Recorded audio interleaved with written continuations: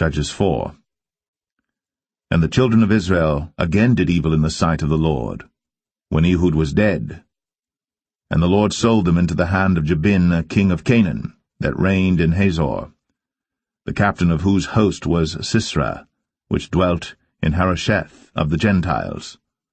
And the children of Israel cried unto the Lord, for he had 900 chariots of iron. And 20 years he mightily oppressed the children of Israel. And Deborah prophetess, the wife of Lapidoth, she judged Israel at that time.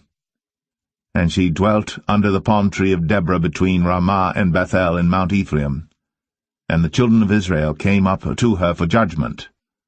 And she sent and called Barak, the son of Abinoam, out of Kadesh Naphtali, and said unto him, Hath not the Lord God of Israel commanded, saying, Go and draw toward Mount Tabor, and take with thee 10,000 men of the children of Naphtali and of the children of Zebulun?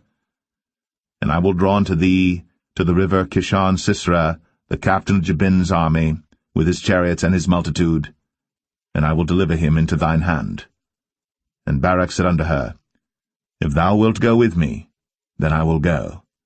But if thou wilt not go with me, then I will not go. And she said, I will surely go with thee.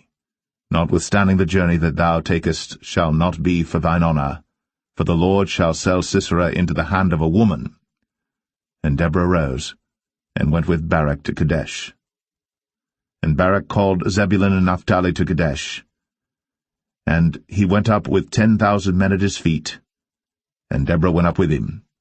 Now Heber the Kenite, which was of the children of Hobab, the father-in-law of Moses, had severed himself from the Kenites, and pitched his tent unto the plain of Zanaim, which is by Kadesh.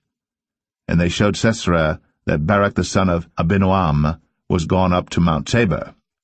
And Sisera gathered together all his chariots, even 900 chariots of iron, and all the people that were with him, from Harosheth of the Gentiles unto the river of Kishon. And Deborah said unto Barak, Up, for this is the day in which the Lord hath delivered Sisera into thine hand. Is not the Lord gone out before thee?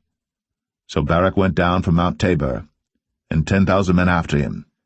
And the Lord discomfited Sisera, and all his chariots and all his hosts with the edge of the sword before Barak, so that Sisera lighted down off his chariot, and fled away on his feet. But Barak pursued after the chariots and after the host, unto Harosheth of the Gentiles, and all the host of Sisera fell upon the edge of the sword, and there was not a man left. Howbeit Sisera fled away on his feet to the tent of Jael, the wife of Heber the Kenite. For there was peace between Jabin, the king of Hazor, and the house of Heber the Kenite. And Jael went out to meet Sisera, and said unto him, Turn in, my lord, turn in to me, fear not. And when he had turned in unto her into the tent, she covered him with a mantle. And he said unto her, Give me, I pray thee, a little water to drink, for I am thirsty. And she opened a bottle of milk, and gave him drink, and covered him. Again he said to her, Stand in the door of the tent. And it shall be, when any man doth come and inquire of thee, and say, Is there any man here? That thou shalt say, No.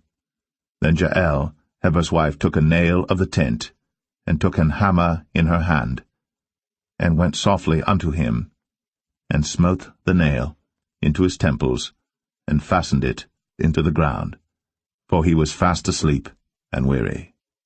So he died. And behold, as Barak pursued Sisera, Jael came out to meet him, and said unto him, Come, and I will show thee the man whom thou seekest. And when he came into her tent, behold, Sisera lay dead, and the nail was in his temples. So God subdued on that day Jabin, the king of Canaan, before the children of Israel. And the hand of the children of Israel prospered, and prevailed against Jabin, the king of Canaan, until they had destroyed Jabin, king of Canaan.